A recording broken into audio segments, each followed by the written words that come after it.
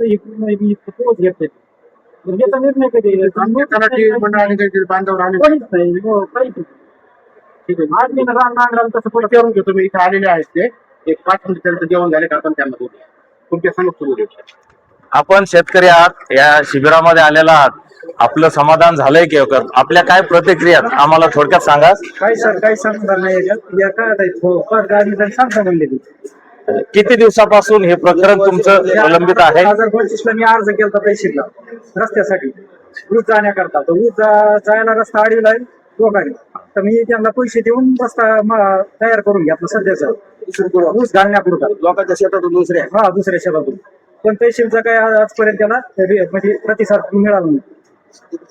4/12/2025 ला दिलेला आहे, जमा केला कोणताच समाधान नाही. शासनाद्वारे कशा प्रकारे शेतकऱ्यांची दिशाभूल केली जाते, त्यांना एका टेबलवरून दुसऱ्या टेबलवर फिरवल्या जातं, कशा प्रकारे त्यांना मानसिक त्रास दिला जातो, ही सर्व दृश्ये आपण आज या ठिकाणी पाहिलेली आहेत. आणि शिबिर, हे अधिकारी, हे सर्व शेतकऱ्यांची केलेली एक चेष्टा आहे आणि हे शासन या शेतकऱ्यांची अशी कुठपर्यंत चेष्टा करत राहणार.